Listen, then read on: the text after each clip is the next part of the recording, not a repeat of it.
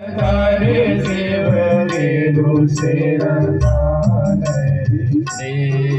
और अंग भभूति मेरे भोला अंग लगाए। अंग भभूति मेरे भोला वो तो रोसो का बड़ा रे भोला तूने गेरो से रंगा ले सदर शिव गेरो से लगा ले। अंग भभूति मेरे भोला भभूति मेरे भोला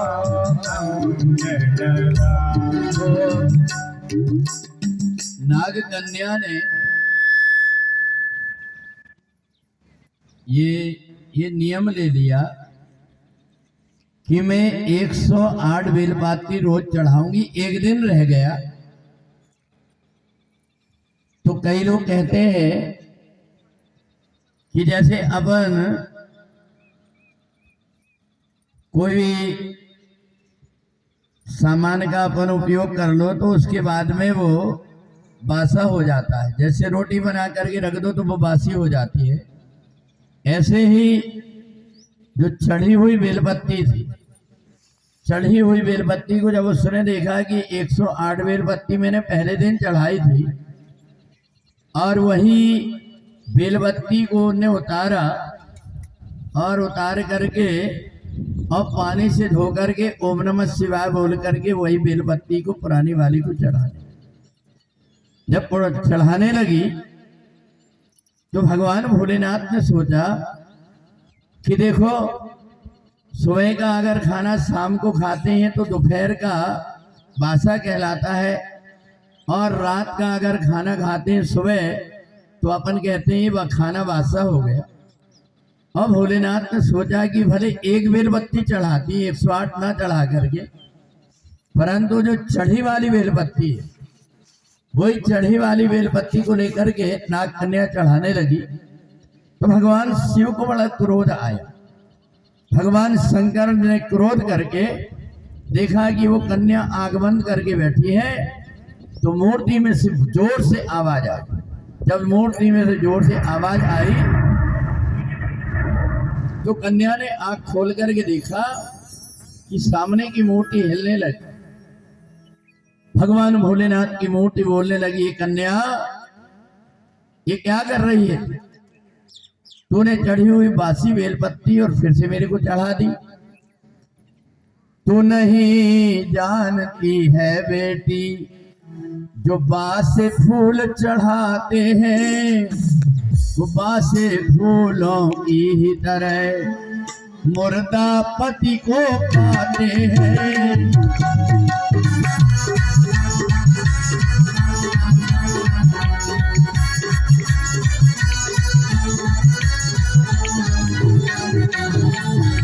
एक जरा सी गलती ने कर दिया जीवन तबाह तेरा और बासे फूलों की ही तरह मुर्दा से होगा विवाह तेरा।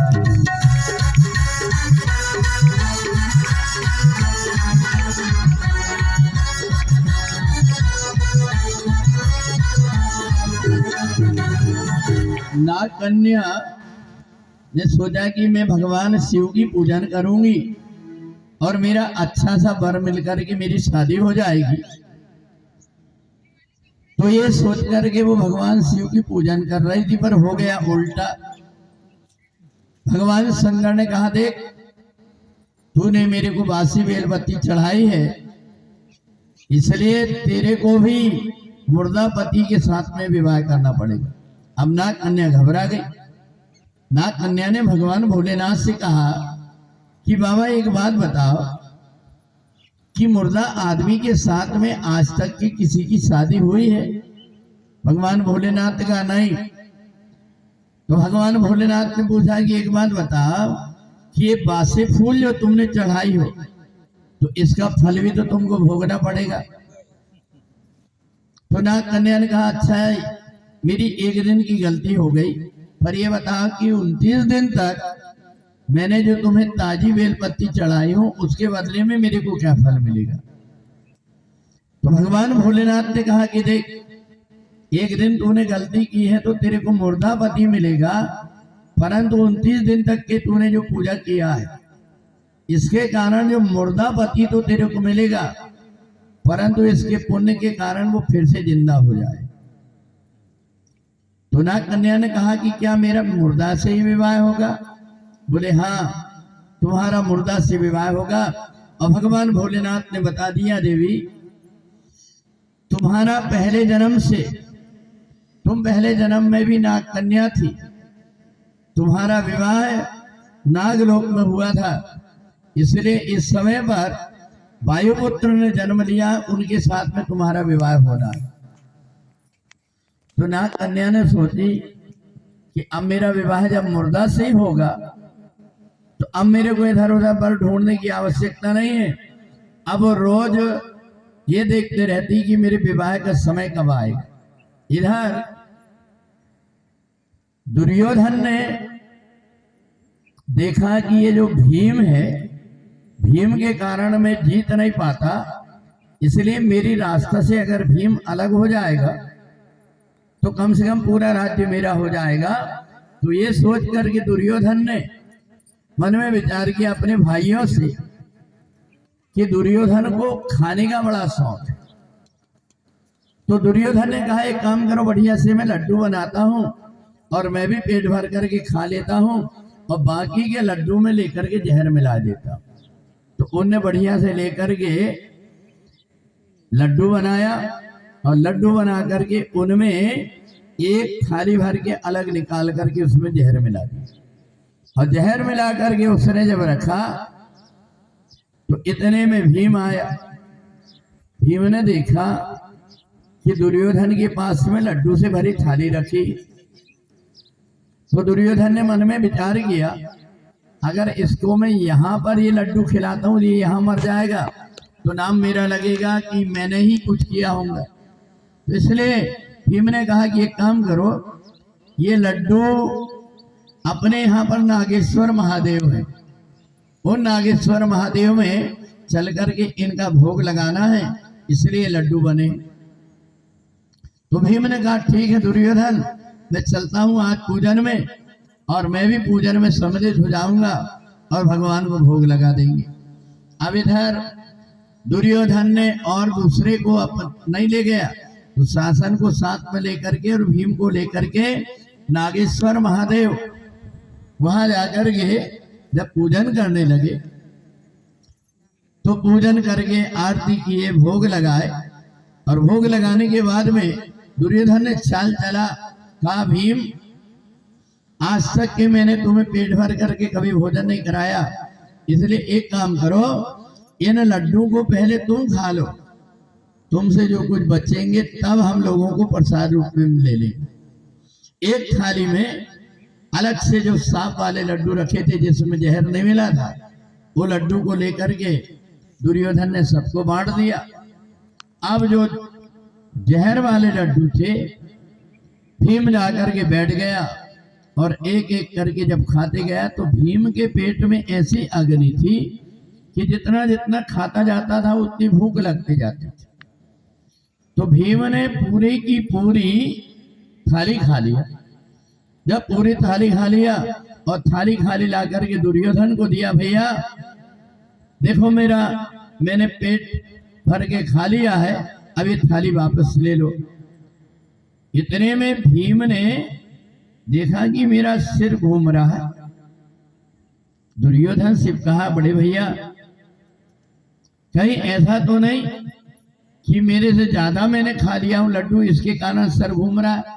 तो दुर्योधन ने कहा एक काम कर, तू यहाँ झाड़ के नीचे थोड़ी देर सो जा। तो भीम जैसे सोया तो उसका पूरा की पूरा शरीर जहर के कारण हरा हो गया।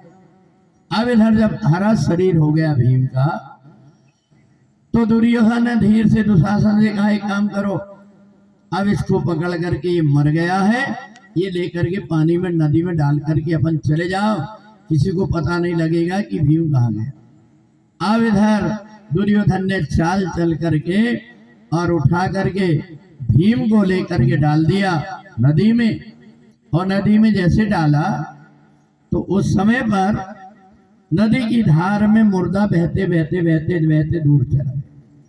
अब इधर 2-3 दिन के बाद में जब मुर्दा के अंदर पानी भर गया तो वो भारी होकर के और जब बहते बहते पाताल लोक चला गया तो वहां पर वो कन्या बैठी हुई और अपनी सखियों के साथ में देख रही थी। उसकी निगाह पड़ी कि एक मुर्दा उधर से बहते हुए आज चला आ रहा। तो नाग कन्या ने कहा, अरे बहन, मेरे को ऐसा लग रहा है कि मेरे विवाह का समय आ गया, क्योंकि मेरा देख पति आ रहा है। तो कन्याओं ने कहा, तू पागल हो गई, ये तो मुर्दा है, मुर्दा के साथ में कोई शादी होती? कहा नहीं नहीं, ऐसा मत कहो। उन्हें बताई कि भगवान शिव ने मेरे से कहा था कि तेरा विवाह होगा मुर्दे के साथ। तो नाग कन्या जल्दी से गई जाकर के और उन्होंने और जाकर के बताया अपने पिताजी से कि पिताजी, पता नहीं उलूपी को क्या हो गया है, और वो कहती है कि मेरा विवाह मुर्दा के साथ होगा, और एक मुर्दा को पास में उनने रख लिया। नागराज जब आया, आकर के कहा, बेटी देख, वर की कोई कमी नहीं है, मैं तेरे लिए अच्छे से अच्छा वर लेकर के आ जाऊंगा, पर ये बता कि ये मुर्दा के साथ में तू विवाह करेगी तो क्या मंगलसूत्र मुर्दा के नाम का पहनेगी? क्या मांग मुर्दे के नाम की भरेगी? और ये मुर्दा को कितने दिन रख पाएंगे? तो दुर्गंध करने लगेगा। तो नाग कन्या ने भगवान शंकर की बात बताई। भगवान शंकर ने मेरे को ये वरदान दिया था कि जब मुर्दा तेरे पास में आएगा तो तू उसको थोड़ा सा अमृत पिला देना, नाग लोक में अमृत रहता है, वो जिंदा हो जाए। तो नागराज ने अपने सेवक को भेजा और भेज करके कहा कि थोड़ा सा अमृत लेकर के आओ।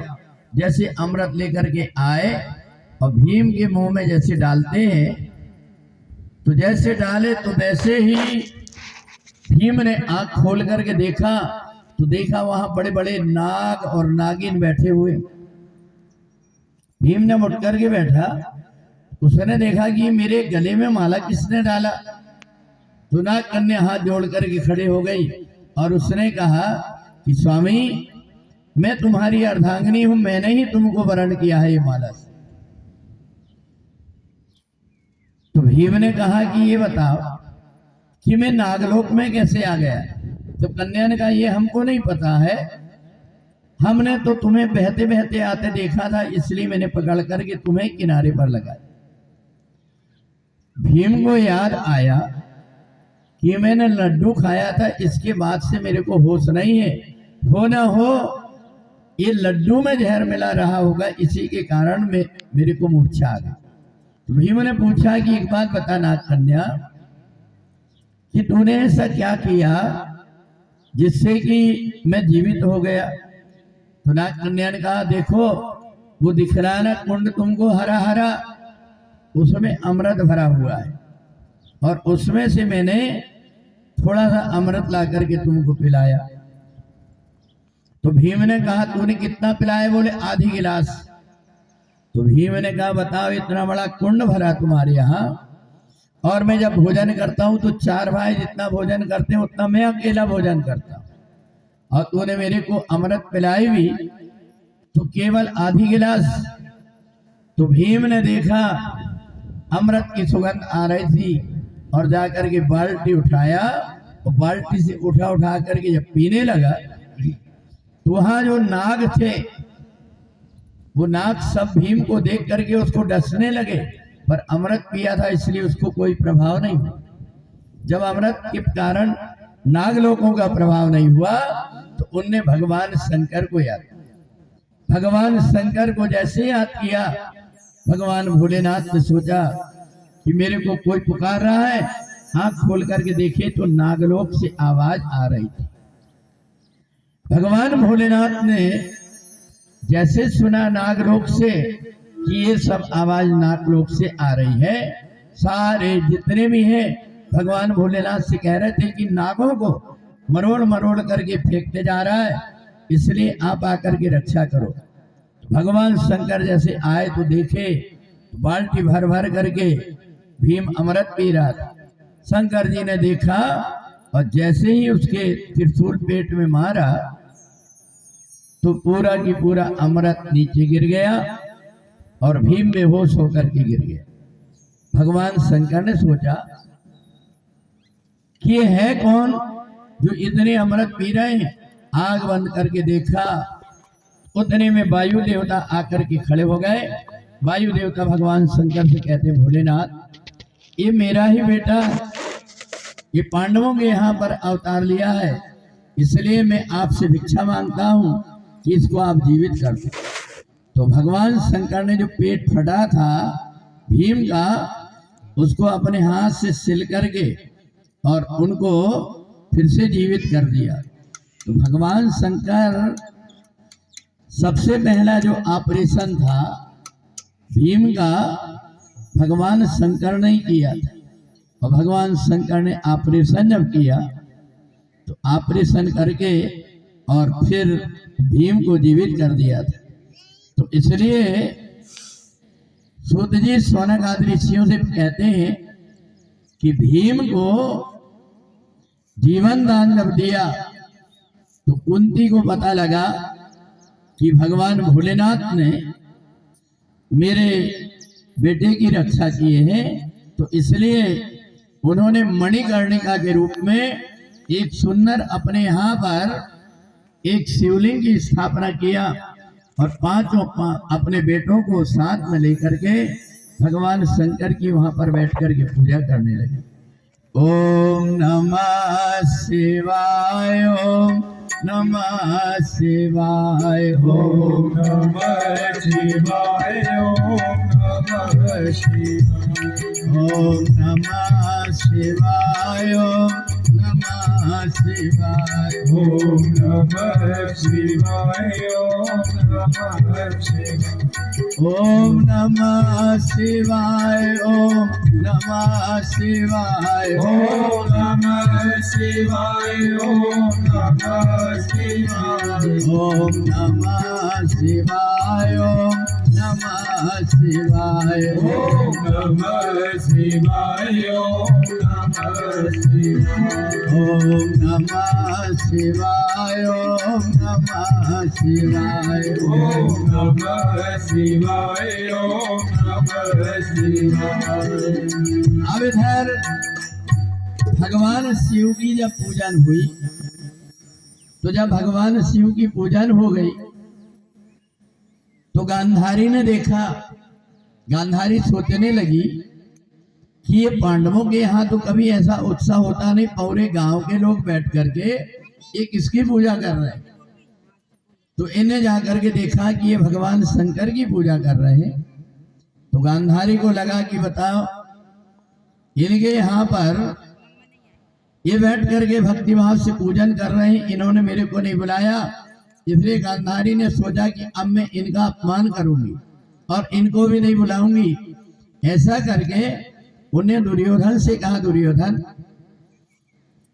थोड़े दिन के बाद में महालक्ष्मी की पूजन आ रही, तो एक काम कर कि सारे गांव में तुम निमंत्रण दे करके आ जाओ कि महालक्ष्मी की पूजन करना है। तो पूरे गांव में निमंत्रण दे दिए, केवल इन पांडवों के घर को और कुंती को छोड़ दिए। तो कुंती को जब पता लगा कि गांधारी ने अपमान करने के लिए जानबूझ करके मेरे को नहीं बुलाई है, तो वो बैठ करके बड़ी उदास हो रही थी। इतने में अर्जुन आए। अर्जुन ने पूछा, माता जी आज आप उदास क्यों? तो कहा, बेटा सबसे कठिन जाति अपमाना कि ये दुर्योधन के कारण गांधारी मेरे से ईर्ष्या और द्वेष करती। सारे गांव के लोगों को बुलाया परंतु मेरे को नहीं बुलाया। तो अर्जुन ने कहा, माता जी बड़ी माता तुम मिट्टी का हाथी बना करके पूजा करेगी, मैं एक काम करता हूं कि मैं इंद्र से ऐरावत हाथी लेकर के आ जाता हूं और ऐरावत हाथी से अपन पूजन करेंगे। अपन महाअष्टमी के दिन जो पितृपक्ष में आती है तो महालक्ष्मी की अपन पूजा करते हैं, तो हाथी काय का बनाते हैं? मिट्टी का हाथी बना करके उसकी पूजा करते हैं। तो अर्जुन ने कहा कि इंद्र के यहां से मैं ऐरावत हाथी लेकर के आता हूं। जितने गांव के लोग गांधारी के यहां मिट्टी की मूर्ति की पूजा करने गए, वो जब सच्ची का हाथी और स्वर्ग से आया हुआ हाथी देखेंगे तो वो जितने गांव के लोग गांधारी के यहाँ गए वो सब यहीं पर चले आए। तो इंद्र के पास में अर्जुन गया और जाकर के इंद्र से कहा कि मेरे को एक दिन के लिए पूजन के लिए आपका ऐरावत हाथी चाहिए। तो इंद्र ने कहा मैं देने को तो तैयार हूं, परंतु स्वर्गलोक से ये हाथी पृथ्वी में जाएगा कैसे? तो अर्जुन ने कहा आप चिंता मत करो, ये हाथी के उतारने के लिए मैं अपनी बाण चलाऊंगा और बाण चला करके मेरी बाण के ऊपर अपने पैर रख करके हाथी नीचे उतरते चले आएगा। तो इसलिए एक रास्ता बना दिया और स्वर्ग से लेकर के पृथ्वी तक आने के लिए अर्जुन ने अपनी धनुष बाण जब इंद्र का ऐरावत हाथी आने लगा तो उसके गले में जो घंटी बंधी थी उससे बीना जैसी एक साथ कई वाद्यों की आवाज आती थी। तो जब आवाज आती थी तो सारे लोगों ने जो गांधारी के यहाँ बैठे थे पूजा में, उन्हें देखा कि ये ऊपर से आकाश से हाथी कैसे आ रहा है। देखा तो आगे आगे अर्जुन सारे जितने भी वहां पर गए थे गांधारी के यहाँ, उस सब की सब उतर करके आ गए, उठ करके कुंती के यहाँ देखने के लिए। और जब आंगन में आकर के ऐरावत हाथी खड़ा हुआ तो उस समय ऐरावत हाथी के प्रभाव से पूरे की पूरे स्थान में स्वर्ग जैसा वातावरण हो गया। सुंदर सुंदर वहां पर फूल खिल गए, अप्सराएं नृत्य करने लगी। गांधारी ने देखा कि यहां मैंने पूजा की तैयारी करके रखी हूं और ये सब गांव के लोग कहां चले गए। जैसे ही देखा तो अर्जुन के आसपास सारे गांव के लोग बैठे हैं। दुर्योधन से पूछा गांधारी ने कि दुर्योधन ये बता कि ये पांडवों के पास में इतना सुंदर बगीचा कहां से आ गया। तो दुर्योधन ने जैसे देखा, देख करके बड़े आश्चर्य में पड़ गया कि इंद्र ने पूरे के पूरे स्वर्गलोक को यहां ला करके कुंती के सामने इसलिए कर दिया था क्योंकि अर्जुन किसका बेटा था? अर्जुन इंद्र का ही बेटा था। इंद्र के ही रूप में, इंद्र के द्वारा ही कुंती से अर्जुन की प्राप्ति हुई थी। धर्मराज युधिष्ठिर जो है वो धर्मराज से उत्पन्न हुए थे, अर्जुन इंद्र से और वायु से भीम उत्पन्न हुए थे। तो इसलिए यहां जब देखा दुर्योधन ने तो उस समय अर्जुन ने देखा कि बेलपाती जो लेकर के आई थी माता जी, वो ऐरावत हाथी के प्रभाव से, स्वर्ग के प्रभाव से वो जितनी बेलपत्ती थी वो सब बेलपत्ती सोने की बन गई। अब तो गांव के लोगों को लगा कि बताओ, अपन तो पहले ये साधारण झाड़ की बेलपत्ती चढ़ाते थे और माता कुंती बेलपत्ती लेकर के सोने की चढ़ा रही है। तो वहां पर भगवान हस्तिनापुर में उसी समय पर जब प्रकट हुए तो आज स्वर्णेश्वर के रूप में एक ज्योतिर्लिंग विराजमान है हस्तिनापुर में, जिसको कहते हैं कि पूरा सोना बना हुआ है। और आज भी बहुत सारी बेलपत्ती वहां पर सोने की जो इंद्र ने भिजवाया था वो बेलपत्ती वहां पर चढ़ाई गई। तो भगवान शिव का जो पूजन है वहां पर सोने के खंबे बन करके सोने के ऐरावत हाथी तो वापस चला गया, परंतु आज भी स्वर्णेश्वर के रूप में भगवान शिव का वहां पर विराजमान। बोलिए सच्चिदानंद भगवान की जय। दिल की हर धड़कन से तेरा नाम निकलता है, दिल की हर धड़कन से तेरा नाम निकलता है।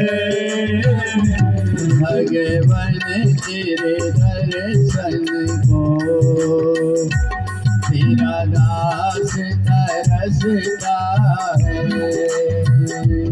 भगवान तेरे दर्शन को तेरा दास तरसता है। दिल की हर धड़कन से तेरा नाम निकलता है। दिल की हर धड़कन से तेरा नाम निकलता है। भगवान तेरे दर्शन को तेरा दास तरसता है। भगवान तेरे दर्शन को तेरा दास तरसता है।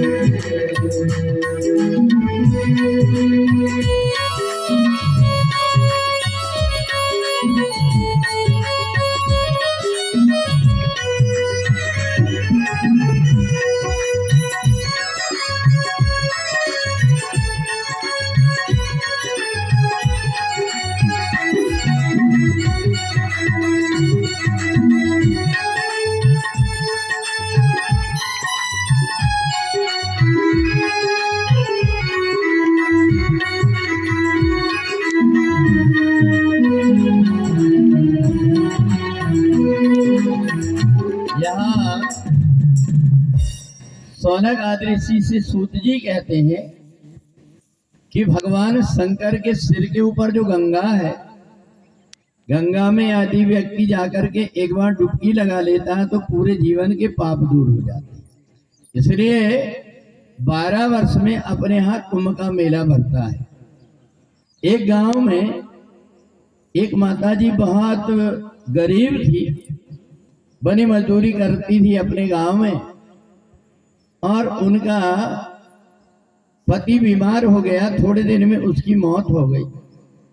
माताजी ने बेटा से कही, बेटा एक काम कर कि इनने जीवित रहते हुए कभी गंगा जी में स्नान नहीं की, इनकी हड्डी को ले जाकर के तुम गंगा जी में डालना। अब बेटा ने सोचा कि मैं पैदल जाऊंगा, यहाँ से मेरे पास कोई साधन नहीं है जाने का, और यहाँ से 20 किलोमीटर दूर है गंगा जी। अब ऐसे साधन रहता है व्यक्ति तो 2-2, 400 किलोमीटर दूर चले जाते हैं, परंतु 20 किलोमीटर पैदल कौन जाए करके। बेटा बहुत परेशान, परंतु सारे गांव के लोगों ने कहा कि एक काम कर बेटा, तेरे को पिताजी के आत्म कल्याण के लिए, उनकी मुक्ति के लिए तू ये हड्डी ले जाकर के गंगा जी में सिराया। तो उसने बड़े बेमन से हड्डियों को बांध करके ले गया। चलते चलते 12-14 किलोमीटर जाकर के पहुंच गया। 12-14 किलोमीटर जब पहुंच गया, उसने देखा कि नंगे नंगे पैर चल के मैं आया, मेरे पैर में कंकड़ के कारण पूरे खून निकलने लगे, अब मेरे से चला नहीं जा रहा है। तो उसने गांव के किनारे एक नाला बह रहा था, तो गांव वालों से पूछा कि भैया ये नाला कौन सा है? बोले ये करोंदा नाला है। बोले ये कहाँ जाकर के मिला? बोले गंगा जी में जाकर के मिला। तो बेटा ने सोचा कि अब मैं गंगा जी जा ही रहा हूँ, यहाँ से 4 किलोमीटर दूर है गंगा जी, तो इसलिए एक काम करता हूँ, ये नाला में ही डाले देता हूँ, बह करके गंगा जी में चले जाए। और उसने उठाया हड्डी, और हड्डी लेकर के और वही नाला में डाल दिया। नाला में डाल करके जब वापिस लौट करके आया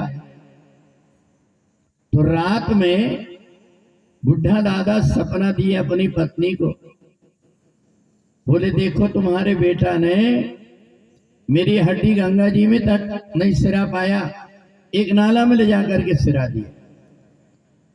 तो माँ ने देखा कि मेरे को सपने में रात में आकर के इन्हें बताया कि मेरी हड्डी को नाले में डाल दिए। तो उन्हें बेटा से पूछी, क्यों बेटा तूने हड्डी डाले आया गंगा जी में? बोले हाँ माता जी डाल दिए। बोले रात में तो तेरे पिताजी सपने में आए और सपने में आकर के मेरे को कहे कि इन्हें गंगा जी में नहीं डाला, नाला में डाल के आ गए। तो बेटा ने कहा माँ पिताजी की आदत तो तेरे को पता है ना, जन्म में जब तक जिंदा रहे तब भी अपने को परेशान करते रहे, मरने के बाद में भी परेशान कर रहे। माँ ने कहा कैसे? बोले देखो वे 16 किलोमीटर वहां से चल करके यहाँ तेरे को बताने आ गया, 4 किलोमीटर वहां से चल करके गंगा जी नहीं जा पाए, अगर वो बताने के लिए यहाँ आए उनकी मुक्ति नहीं हुई, नाला में मैंने डाला, तो वो 16 किलोमीटर यहाँ आ गए तेरे को बताने। अगर वो 4 किलोमीटर वहां चले जाते तो गंगा जी में पहुंच जाते, इतना दूर नहीं आना पड़ता। तो ऐसे ऐसे बेटे होते हैं। तो इसलिए सूत जी कहते हैं कि भगवान शंकर के सिर के ऊपर जो गंगा है, माता गंगा ने भगवान भोलेनाथ से कहा कि आपने मेरे को संसार के कल्याण के लिए पृथ्वी में तो भिजवा दिया, परंतु ये बताइए कि ये जितने भी व्यक्ति सारे पाप मेरे में धोएंगे तो मैं जब गंदी हो जाऊंगी तो मेरे को पवित्र कौन करेगा? तो भगवान भोलेनाथ ने कहा देख देवी, जहां कहीं शिव पुराण की कथा होगी वहां जितने भक्त लोग आकर के और तुम्हारे कथा को सुनेंगे, तुम्हारी उत्पत्ति की उनके पुण्य तुमको लग करके तुम्हारे पाप दूर हो जाएंगे। तो माता गंगा ने भगवान भोलेनाथ से कहा भोलेनाथ ये बताइए कि जब मैं नदी बन करके जाऊंगी तो बहुत सारे नाले आकर के मिलेंगे, बहुत सारी गंदगी लोग बाग मेरे में डालेंगे, मैं पवित्र कैसे हूं? तो कहा एक काम करो, तुम नारद जी से जाकर के उपाय पूछो। नारद जी भगवान विष्णु के पास जाते रहते हैं और तुम भगवान के चरणों से निकली हो, इसलिए नारद जी कोई उपाय बताएंगे। तो गंगा जी जब नारद जी के पास में गई तो नारद जी उस समय पर आकाश मंडल से आ रहे थे। नारद जी ने देखा गंगा को, गंगा इस समय पर तुम उदास जैसे दिखाई दे रही। तो गंगा ने कहा नारद जी मैं बड़ी दुखी हूं कि मेरा पूरा की पूरा शरीर, इतना सफेद शरीर मेरा, परंतु ये पाप धो धो करके पूरी मैली हो गई। तो नारद जी ने कहा एक काम करो, मैं तुम्हें जगह बताता हूं, अभी तुम कहां कहां गई? बोले मैं पार्वती जी के पास में गई, पार्वती जी ने मेरे को 10,000 वर्ष का पुण्य दिया पर मेरा मैल दूर नहीं हुआ। बोले मैं सरस्वती के पास में गई, उनने भी मेरे को 10,000 वर्ष का पुण्य दिया, मेरे पाप दूर नहीं हुए। लक्ष्मी के पास में गई, उनने भी नहीं हुए। नारद जी ने कहा एक काम करो, अत्रि ऋषि के यहाँ पर एक अत्रेश्वर शिवलिंग है, उस कुंड में से तुम अगर जल अपने ऊपर छिड़क लोगी तो तुम्हारे पाप नष्ट हो जाएगा। तो गंगा जी जैसे वहां पर पहुंची तो वहां पर अत्रि ऋषि की समाधि लगी हुई थी और माता अनसुईया उनके पास में बैठी हुई थी। एक धरा में एक व्रत ने माँ, एक धरा में एक व्रत ने माँ, गाए बचन मन पति पद प्रेमा, गाए बचन मन पति गणपति पद प्रेमा आए वचन गणपति पद प्रेमा